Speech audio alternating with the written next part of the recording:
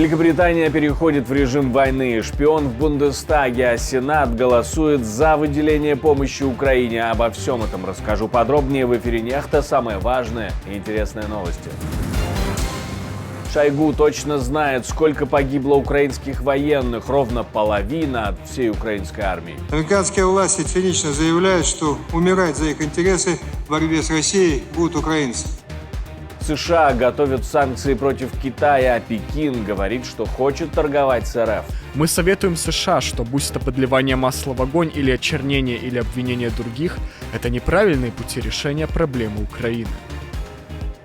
В Германии арестовали шпиона. Он работал помощником у депутата, которого обвиняли в связях с Россией. Каждый, кто нанимает такого сотрудника, также несет за это ответственность. Спасибо, что смотрите, спасибо за доверие. Не забывайте ставить лайки, оставлять комментарии и подписываться на наши каналы. Это очень важно. Не забывайте про кнопочку «Супер спасибо». Так вы можете поддержать нашу работу. Ну, а мы пока начнем.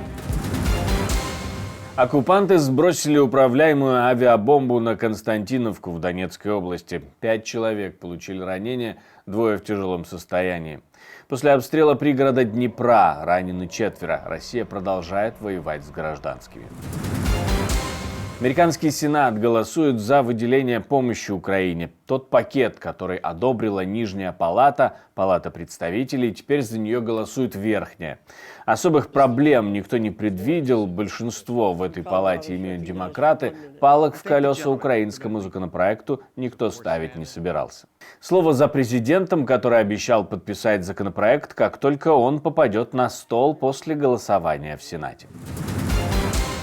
А вот российский министр обороны точно знает, для чего США выделяет помощь Украине. И говорит, сколько украинских солдат погибло. Немного округлил. Вашингтон для недопущения краха вооруженных сил Украины намерен выделить почти $61 миллиард киевскому режиму. Большая часть ассигнований уйдет на финансирование ВПК Соединенных Штатов.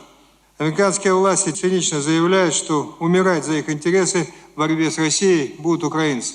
Всего с начала специальной военной операции потери ВСУ составили почти 500 000 военнослужащих. Если учесть, что вместе с штабными служащими и вместе с всеми вместе в украинской армии служит около 1 миллиона человек, об этом говорил и Кирилл Буданов, да и президент Украины, то 500 000 – это, наверное, вся боеспособная украинская армия. С кем тогда воюют оккупанты, непонятно.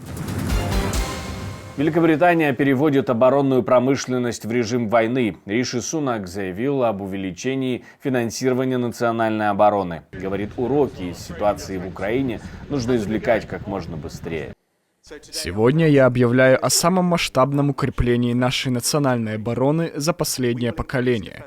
Мы увеличим расходы на оборону до нового базового уровня в 2,5% ВВП к 2030 году. Это начнется сегодня и будет неуклонно повышаться каждый год. В течение следующих 6 лет мы вложим в нашу оборону еще 75 миллиардов фунтов стерлингов, и это будет профинансировано без увеличения заимствований или долгов. Так что это не какие-то туманные устремления в будущее. У нас есть четкий план, что мы будем тратить, когда мы будем это делать, и как мы будем за это платить. Сейчас у нас есть 3 ближайших приоритета для этих новых инвестиций.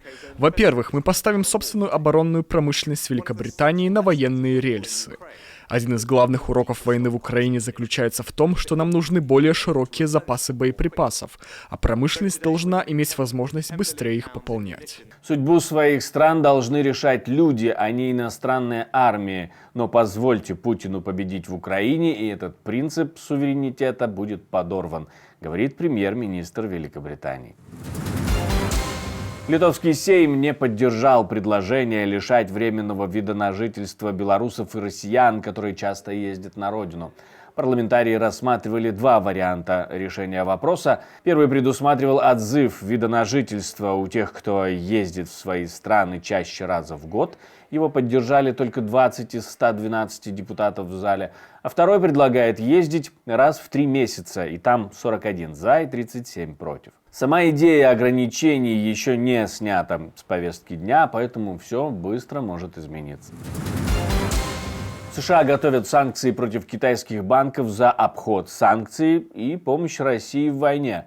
The Wall Street Journal пишут, что Китай остался единственным поставщиком микросхем, деталей, станков и подобной, хоть и не военной продукции. Именно это позволило Москве восстановить свой военно-промышленный комплекс быстрее. С одной стороны, США представили масштабный законопроект о помощи Украине, а с другой выдвинули необоснованные обвинения против нормальных экономических и торговых обменов между Китаем и Россией. Такая практика крайне лицемерна и безответственна. Китай решительно выступает против этого. В вопросе Украины Китай всегда придерживался объективной и беспристрастной позиции, активно содействовал мирным переговорам и политическому урегулированию. Китай всегда осуществлял контроль над экспортом товаров двойного назначения в соответствии с законами и правилами, и Китай не является виновником кризиса в Украине. Он и никогда не подливает масло в огонь, не использует возможности для извлечения выгоды и не принимает на себя вину. Мы советуем США, что будь это подливание масла в огонь или очернение или обвинение других, это неправильные пути решения проблемы Украины. Пекин действительно прислушался к американским предостережениям не передавать России оружие, но вместе с тем увеличил экспорт коммерческих товаров двойного назначения. На этой неделе госсекретарь США прилетает в Пекин. Мы посмотрим, что получится из этой встречи. Армения и Азербайджан начали рисовать границу и даже установили первый столб. Процесс делимитации начался, несмотря на протесты жителей 4 приграничных сел Тавушской области на северо-востоке страны, которые Азербайджан потребовал отдать. Жители там перекрыли дороги местного назначения и трассу Ереван-Сиван. К ним приезжал премьер-министр Армении и пытался успокоить, но местные жители боятся, что передача сел Азербайджану отрежет их от остальной Армении и сделает уязвимыми для обстрелов. Мы зафиксировали, что правительство Республики Армения готово предпринять шаги в пределах своих полномочий, чтобы в тех азербайджанских селах, а именно Кызыл-Гаджилы, Хайрымли, Ашаги-Аскипара, Баганис-Айрум, где сейчас люди не живут, жизнь людей стала бы возможной, проживание стало бы возможным. Армения и Азербайджан договорились провести делимитацию границы еще в 2020 году, но сам процесс начался только 23 апреля 2024. Канцлер Германии призывает к созданию Европейского банковского союза. Вернее, процесс был уже запущен. Шольц просит его ускорить. Банковский союз – это проект, разработанный после финансового кризиса с целью централизации надзора за крупными кредиторами в Европейском центральном банке. Однако один из центральных элементов этого плана – это совместная схема защиты депозитов. Он не был согласован из-за противодействия Германии. Банковский союз — это не просто общая сеть безопасности, как думают некоторые. Нам нужен общий рынок банковских услуг. Нам особенно нужны лучшие рамочные условия для банков, работающих за границей. Они должны иметь полную гибкость в использовании своего капитала и ликвидности в рамках банковского союза. К слову, в Германии помощника депутата арестовали по обвинению в шпионаже в пользу Китая. Для депутата от партии «Альтернатива для Германии» Максимилиана Кра было сюрпризом узнать, что его ассистент Цзянь Гуо, по версии следствия, несколько раз передавал информацию о важных переговорах и процессах принятия решений в Европарламенте китайской разведки. Министр внутренних дел говорит, что обвинения в сторону Китая могут быть очень серьезными, если подтвердятся. И, в принципе, вся эта ситуация – это атака на европейскую демократию. Каждый, кто нанимает такого сотрудника, также несет за это ответственность. Это дело должно быть тщательно расследовано. В правовом государстве это, конечно, обязанность следственных органов и судебной системы. Все связи и происхождение должны быть полностью выяснены. Наши органы безопасности, прежде всего Федеральное ведомство по защите Конституции, значительно усилили меры по борьбе со шпионажем. Так мы защищаем себя от гибридных угроз со стороны России, а также от шпионажа со стороны Китая. Сам депутат в прошлом году был заподозрен в получении денег из России. В декабре 2023-го его допрашивали в США сотрудники ФБР.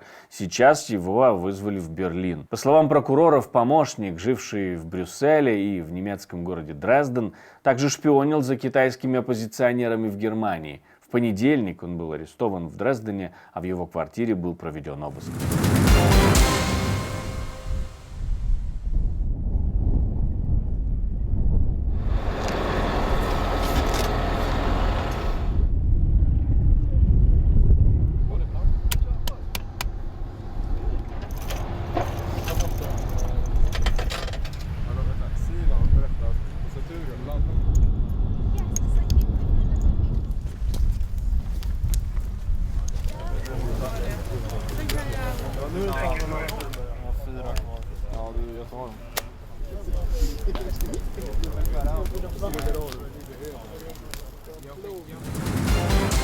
Спасибо, что смотрите, спасибо за доверие, жду ваших лайков, репостов, комментариев. Любая ваша реакция важна. Не забывайте про кнопку «Супер спасибо», так вы сможете поддержать нашу работу. Ну а у меня на этом все. До встречи, хороших вам новостей.